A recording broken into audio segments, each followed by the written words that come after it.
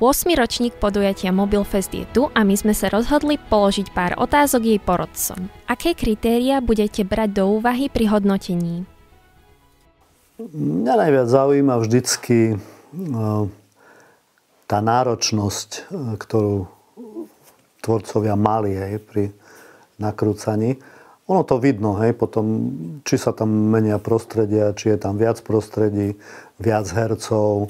Potom práca so zvukom, samozrejme, mňa ako bývalého zvukára to dosť zaujíma. Či je to zvládnuté, pretože pri nakrúcaní mobilom tam si to už vyžaduje určitú nejakú takú... No je to proste náročnejšie, treba inú techniku ešte. Samozrejme aj tá postprodukcia.